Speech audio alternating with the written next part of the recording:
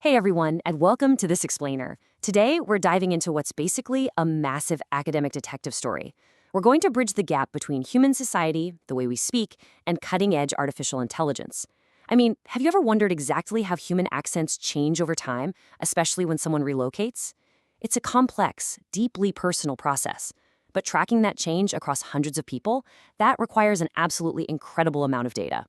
So today, we're going to explore how researchers are using big data to map these subtle speech migrations and the massive technological hurdles they have to jump over to actually pull it off. I want you to think about this for a second. How does your accent change when you move to a new city? It's a highly relatable experience, right? You pack up, you move across the country, and suddenly you're surrounded by a totally different rhythm of speech. In our explainer today, we're focusing on the phenomenon of Northeasterners in Brazil, specifically folks from the states of Alagoas and Paraíba, who move to the sprawling metropolis of São Paulo. When they arrive, they hit this local Paulistano accent. And one of the biggest tells of this accent shift is how they pronounce their pre-tonic mid-vowels. We're talking specifically about the E and the O in everyday words like legal and gada.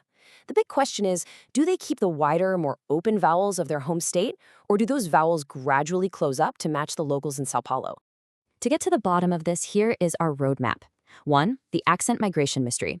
2. The big data phonetics problem. 3. The Montreal Forced Aligner. 4. Reanalyzing pretonic mid-vowels. And 5. Methodology and hypotheses. All right, let's jump right into section 1, the accent migration mystery. To really grasp how our accents change, we've got to look at a relatively new and honestly incredibly exciting field called sociophonetics. It perfectly illustrates this blending of two very distinct academic worlds.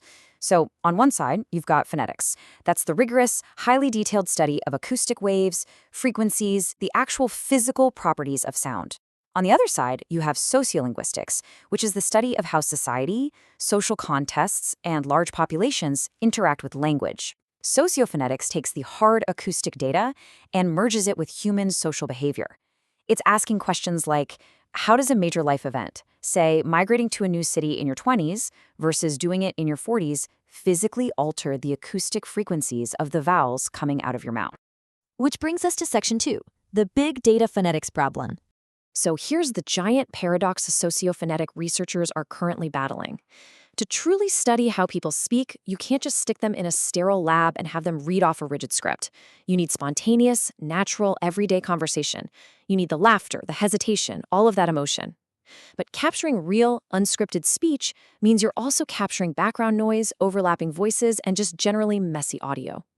To map a gradual accent shift, researchers need hundreds of hours of this tape, which encompasses thousands upon thousands of individual vowels. Analyzing this much data manually, having a human researcher sit with headphones, staring at a sound wave, and manually clicking the exact millisecond a vowel begins and ends, it just consumes an impossible amount of time and resources. It's a huge, massive bottleneck. Enter Section 3, the Montreal Forced Aligner. The blueprint for solving our data bottleneck is a specific registered report titled Reanalysis of Pretonic Mid-Vowels with MFA. It was authored by Livia Oshiro, a researcher from the Universidad Estadio de Campinas, and it was published in the respected journal Cadernos de Linguística. Essentially, this protocol proposes a rigorous test to see if a computer can accurately take over the exhausting manual labor of phonetics. You can kind of think of this study as a classic man versus machine showdown. The old method, which was used in previous baseline studies, relied on an alignment tool called EasyAlign. But it wasn't perfect, especially when dealing with fast, spontaneous speech or a weird background noise. Because of that, a human researcher still had to go in and manually correct the acoustic boundaries of every single vowel. The new method being tested by Livia Oshiro relies on the Montreal Forced Aligner, or the MFA. The MFA is a fully automated, open-source Python-based system that uses acoustic models to slice up the speech automatically. The goal here is to see if this fully automated tool can match the accuracy of the human-corrected data specifically for Brazilian Portuguese. Let's move to Section 4, Reanalyzing Pretonic Mid-Vowels. 39. That's the number of hour-long, semi-spontaneous sociolinguistic interviews being fed into this test. This data comes from the really fascinating Cohesion et Dispersion, or Cohesion and Dispersion project. The recordings feature Alagoan and Paraíban migrants living in São Paulo, and they're compared directly against a control group of non-migrant Palestinos. Keep in mind, this isn't clean laboratory audio. It's real people telling stories about their lives, complete with all their linguistic quirks, the background sounds, and just the messy realities of actual human conversation. And finally, Section 5, Methodology and Hypotheses. So the absolutely crucial point here is that language doesn't just happen in a vacuum. To see if the machine works, it has to accurately capture how social variables interact with linguistic ones.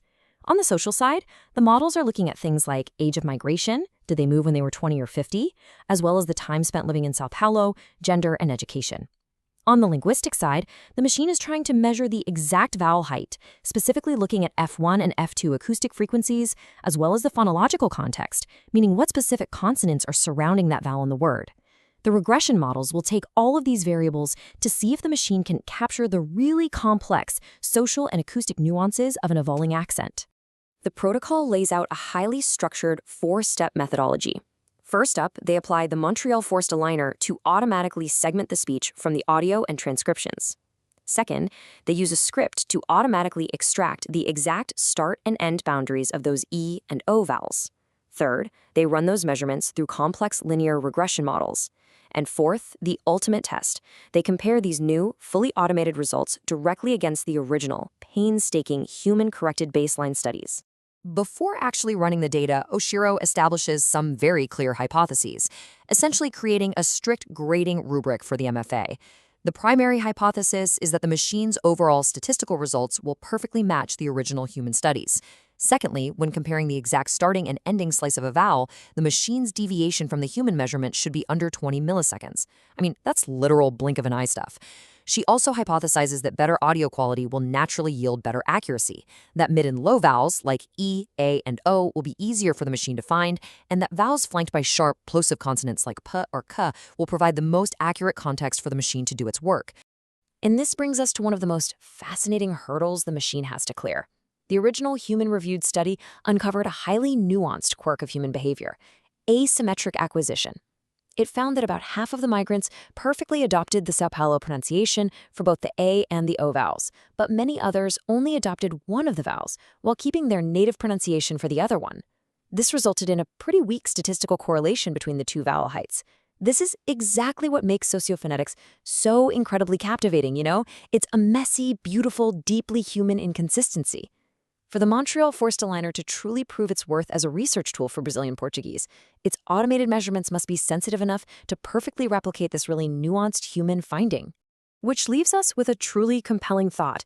If Ushiro's protocol is successful, it totally validates the Montreal Forced Aligner for Brazilian Portuguese sociolinguistics. It means researchers can finally stop hand-measuring syllables and start feeding thousands of hours of tape into automated models. We'll be able to map dialect contact and accent migration on a scale that was previously, well, unimaginable. So I'll leave you with this. If machines can learn to perfectly map the intricate, shifting landscapes of our accents, what else can big data reveal about how society shapes the way we speak? Thanks for joining me for this explainer, and keep your ears open to the shifting sounds around you.